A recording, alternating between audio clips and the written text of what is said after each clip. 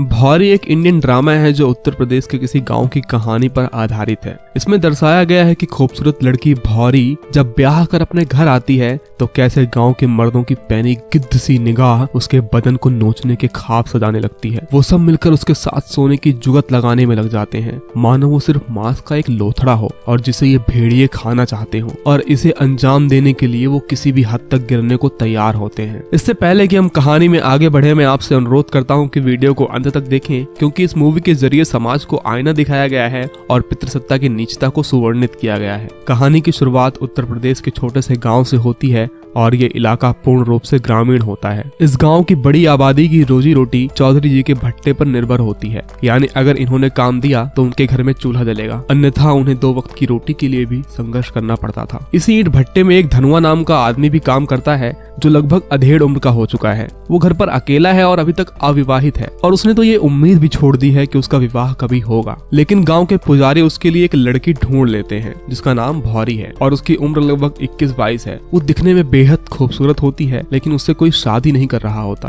क्योंकि वो लोग उसे मनहूस मानते हैं। दरअसल इससे पहले भी उसकी शादी 3 बार लग चुकी है, लेकिन वो सफल नहीं हो पाई। एक दूल्हा तो बीच मंडप पे ही हार्ट अटैक से मर गया और वहीं दूसरा रिश्ता लगने के बाद शादी तक भी जिंदा नहीं रह पाया और तीसरा तो शादी वाले दिन ही घोड़ी से गिरकर मर गया। अब ये सभी चीजें इत्तेफाक भी हो सकती हैं, लेकिन गांव के लोग अनएजुकेटेड होने के कारण इस सब का दोषी भौरी को मानते हैं। और क्योंकि धनुआ के माँ बाप नहीं थे, इसलिए पुजारी और चौधरी ने मिलकर उसकी शादी भौरी से करवा दी। धनुआ की शादी में आए 5 लोग अहम हैं, जो इस कहानी के मुख्य पात्र भी हैं। नंबर 1 पर है चौधरी जी, जो गांव के लोगों को रोजगार देता है और गांव के अधिकतर मजदूर उन्हीं के भट्टे में काम करते हैं। दूसरा इस भट्टे का मैनेजर सुरेन, जो चौधरी जी के भट्टे का काम संभालता है और मजदूरों को परेशान करना, उनकी दिहाड़ी काटना इसका रोज का शौक बन चुका है। तीसरा इस गांव का पंडित है, जो धर्म का चोला पहनकर सारे अधर्मी वाले काम करता है, जिसकी खुद की नीयत तो अशुद्ध है और दूसरों को शुद्धि के पाठ पढ़ाता है। और गांव का लाला भी शोषण करने में किसी से कम नहीं है। सर्फ एक्सेल के एड में जितने दाग उस बच्चे ने अपने कपड़े पर लगाए थे, उससे 10 गुना दाग ये भाई साहब अपने चरित्र पर लेकर जी रहे हैं। क्या बढ़िया था गुरु। ये महिलाओं को उधार तो देता है, लेकिन उसकी वसूली के लिए उनके शरीर को नोचने से भी बाज नहीं आता। और 5वां कुकर्मों का देवता, जो डॉक्टर के भेष में जंगली भेड़िया है। ये लोगों के इलाज के बहाने अपनी खुजली का इलाज करना ज्यादा पसंद करता है। महिलाओं को मजबूर करके उनका शारीरिक शोषण करना इसकी रियल डॉक्टरी है। धनुआ की शादी में चौधरी के 2 छोटे भाई गोपाल और दया भी आए होते हैं। इन्हें अपने भैया से शिकायत होती है कि आखिर इनका बैंड अभी तक क्यों नहीं बजा और इन्हें घोड़ी चढ़ने का मौका कब मिलेगा। वहाँ बसंती नाम की एक लड़की आती है जिसका मानसिक संतुलन खराब है, क्योंकि इस दुनिया में उसका कोई नहीं है। उसके घर में सिर्फ एक बूढ़ी दादी है। दया और गोपाल की नीयत उस पर फिसल जाती है। यहाँ हम दूसरी तरफ देखते हैं कि धनुआ अपनी शादी से बहुत खुश होता है और हो भी क्यों ना, उसे पोते खिलाने की उम्र में सुहागरात मनाने का मौका जो मिल रहा है। उसका दोस्त उसकी टांग खींचते हुए भूरी की खूबसूरती की बहुत तारीफ करता है और उससे कहता है कि जोश जोश में खाट ना तोड़ देना। दूसरी तरफ हम देखते हैं दया और गोपाल अपनी हवस की आग बुझाने के लिए बसंती का पीछा करने लगते हैं। वो उनसे बचने की बहुत कोशिश करती है, लेकिन वो भूखे भेड़िए की तरह उसके शरीर नोचने में लग जाते हैं। वो दोनों बेरहमी से बारी बारी उसके साथ दुष्कर्म करते हैं और इससे भी जब उनका मन नहीं भरता तो वो लोग उसका कत्ल करके नदी में फेंक देते हैं। लेकिन इन वहशियों की दुकान को बंद करने के लिए वहाँ एंट्री होती है नए इंस्पेक्टर की, जो ना तो घूस लेकर तलवे चाटने वाला है और ना ही उनके 2 टके के गुंडों से डरने वाला है। एकदम अपने चुलबुल पांडे के माफिक। दया और गोपाल को लगता है कि हर बार की तरह वो इस बार भी ये दुष्कर्म करके बच जाएंगे, लेकिन वो कहते हैं ना, विनाश काले विपरीत बुद्धि। तो दया और गोपाल की तो लाल होने से अब चौधरी जी भी नहीं रोक सकते थे। अगले दिन जब चौधरी जी अपने भाइयों की शुद्धि करवाने पंडित जी के पास आते हैं, ठीक उसी वक्त इंस्पेक्टर उन पर धावा बोल देता है और उन्हें गिरफ्तार कर लेता है। चौधरी जी उसे अपनी अकड़ से डराने की कोशिश भी करते हैं, लेकिन इंस्पेक्टर उनके भाइयों के सामने ही उन्हें झन्नाटेदार थप्पड़ मारता है और उनकी हेकड़ी फौरन 9 तो 11 हो जाती है। और तो और वो उन्हें खुला चैलेंज कर देता है कि अपने भाइयों की जमानत करवा के दिखा। हालांकि उसके पास उस वक्त कोई पुख्ता सबूत नहीं होता, लेकिन उसे यकीन होता है कि जांच की रिपोर्ट आने पर दोषी यही दोनों पाए जाएंगे और वो उनकी खातिरदारी शुरू कर देता है। चौधरी जी के मामूली वकील को इंस्पेक्टर डराकर भगा देता है। इसके बाद वो शहर के बड़े वकील के पास जाते हैं, जो उन्हें सारी धाराएं गिनाता है जो इंस्पेक्टर ने उनके भाइयों पर लगाई थी, और वो उनसे कहता है कि आपके भाइयों की रिहाई के लिए कम से कम 50,000 रुपयों की जरूरत पड़ेगी। दूसरी तरफ हम भौरी के कैरेक्टर को देखते हैं, जिसके बारे में में पूरे गांव में चर्चा होने लगती है कि इतनी हसीन और कमसिन लड़की की शादी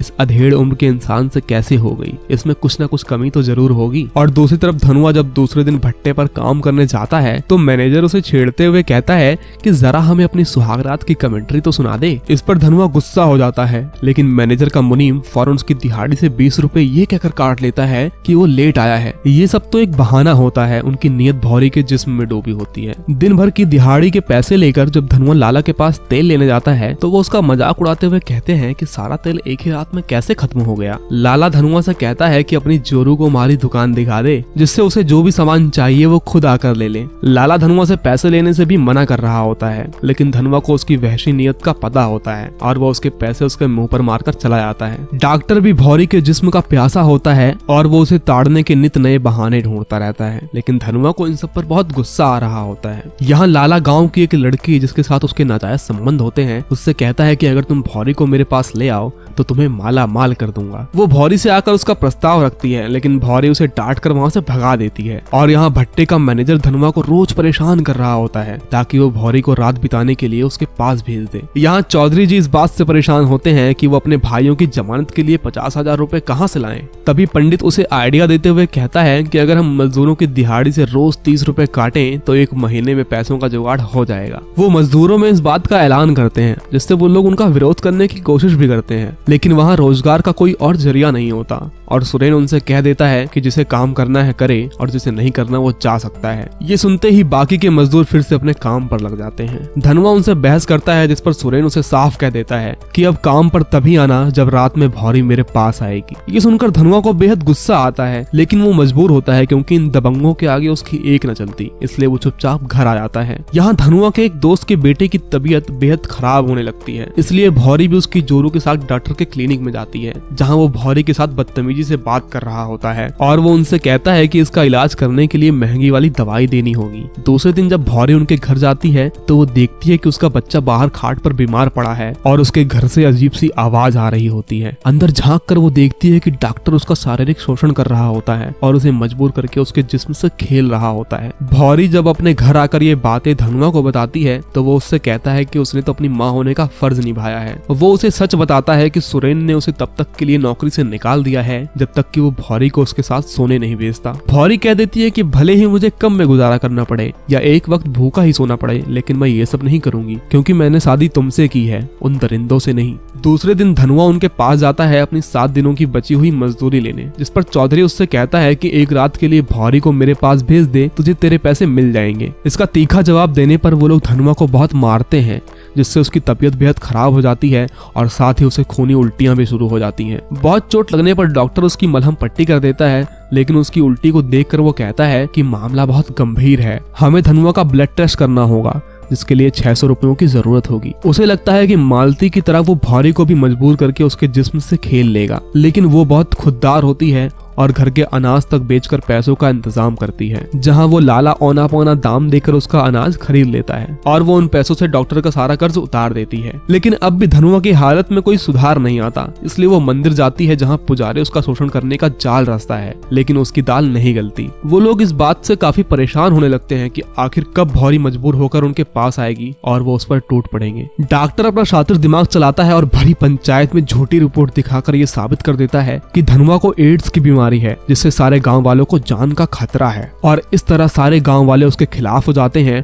और उन्हें अपना घर भी छोड़कर गांव के बाहर नया घर बनाकर रहना पड़ता है। भौरी अपना घर चलाने के लिए मजदूरी करने का फैसला करती है, लेकिन भट्टे पर वो लोग गिद्ध की तरह उसे ताड़ रहे होते हैं और उसे तंग करने के रोज नए पैंतरे अपनाते हैं। एक दिन उनके भट्टे में बम्बई से एक लड़का मजदूरों पर डॉक्यूमेंट्री बनाने आता है, जो मजदूरों पर हो रहे अत्याचार को अपनी डॉक्यूमेंट्री में दिखा रहा होता है। वो लड़का भौरी की काकी के पास ही खाना खाता है और उन्हें इसके बदले पैसे और किराया देता है। वो शहर से आया हुआ लड़का जवान था और उसकी देखरेख करते करते भौरी के मन में भी उसके लिए चाहत बढ़ जाती है। उसका काम खत्म हो चुका होता है और दूसरी सुबह वो गांव से जाने ही वाला होता है, लेकिन जैसे ही वो भौरी के घर से खाना खाकर निकलने लगता है, वहाँ बहुत तेज बारिश होने लगती है और उसके पैर में भी चोट लगी होती है। इसलिए धनुआ भौरी से कहता है कि वो उसे कुछ दूर तक छोड़ आए, लेकिन इसी बीच रास्ते में उसका पैर फिसल जाता है और वो उस लड़के के ऊपर गिर जाती है। इसके बाद वो दोनों वहीं प्यार करने लगते हैं और भौरी भरी बरसात में अपनी सारी ख्वाहिशें पूरी करने लगती है। लेकिन उन्हें इस तरह लिपटते हुए चौधरी का एक आदमी देख लेता है और वो लोग इस बात से तिलमिला उठते हैं कि भौरी ने उनके बजाय उस शहरी लौंडे को चुन लिया और दूसरी सुबह वो लोग उस लड़के को बुरी तरह मार कर वहाँ से भगा देते हैं। वो लोग भौरी पर पंचायत तक बैठा देते हैं कि उसने गाँव की नाक कटवा दी है और इस घटना के बाद धनुआ भी भौरी का साथ छोड़ देता है और अकेले गाँव से बाहर रहने लगता है। और इस तरह गाँव में भौरी अकेले रह जाती है और उसे कोई काम भी नहीं दे रहा होता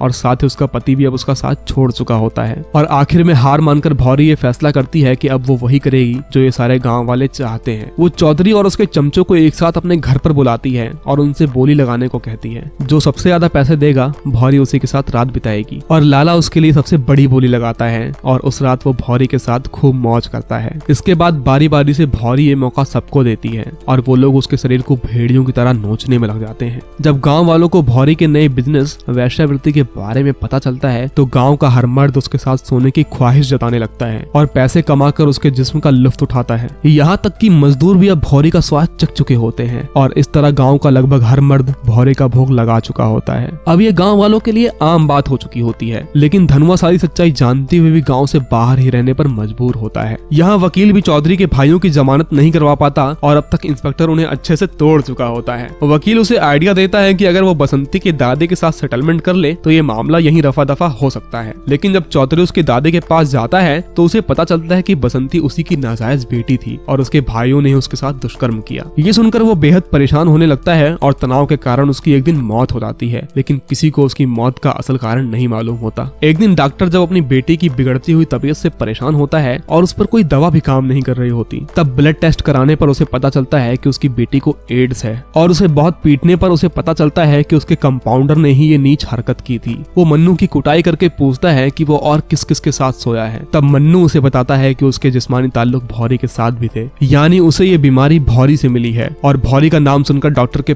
पैरों तले जमीन खिसक जाती है क्योंकि उसने भी उसके साथ खूब मजे किए हुए थे। और इस तरह सारे गांव में एड्स की बीमारी फैल जाती है, यानी हर वो शख्स जिसने भौरी के जिस्म को नोचा था अब उन सबको एड्स हो चुका था और धीरे धीरे गाँव में मौतों की संख्या बढ़ने लगती है। जब ये बात मीडिया में जाती है तो सबका ब्लड टेस्ट करवाया जाता है और वहाँ ज्यादातर लोग HIV पॉजिटिव पाए जाते हैं। गाँव वालों को लगता है कि इस बीमारी का कारण धनुआ है, उसी से ये बीमारी फैली है। ये सुनकर गांव वाले धनुआ के खून के प्यासे हो जाते हैं और उसे मारने जा रहे होते हैं। तभी इंस्पेक्टर उसे बचा लेता है और जब धनुआ का ब्लड टेस्ट करवाया जाता है तो गांव वालों को पता चलता है कि धनुआ ही है जिसे ये बीमारी नहीं है। और गांव वालों को पता चलता है कि डॉक्टर ने उस वक्त धनुआ की फर्जी रिपोर्ट दिखाई थी। असल में ये बीमारी भौरी को धनुआ से नहीं बल्कि उस शहरी लौंडे से होती है। जब गाँव वालों को डॉक्टर और उसके साथियों की हकीकत मालूम होती है तो वो उसे मारने टूट पड़ते हैं, लेकिन इंस्पेक्टर उन्हें रोकने के लिए हवाई फायर करता है, जिसकी आवाज सुनकर भौरी को लगता है कि धनुआ को गोली मार दी गई है। और यहाँ साथी पुलिसकर्मी के कहने पर इंस्पेक्टर उन दरिंदों को गांव वालों के हवाले कर देता है और गांव वाले उन वैश्यों को मार मार कर अधमरा कर देते हैं। दूसरी तरफ जब धनुआ को भौरी का ख्याल आता है तो वो दौड़ कर उसके पास आता है, लेकिन अब बहुत देर हो चुकी है और भौरी ने आत्महत्या कर ली थी। धनुआ काकी से कहता है कि भौरी को दुल्हन की तरह सजा दो, आज उसकी आखिरी विदाई है। और इस तरह भौरी को आखिर में वो अपनी पत्नी की तरह अंतिम विदाई देता है और इसी के साथ ये मूवी यहीं खत्म हो जाती है।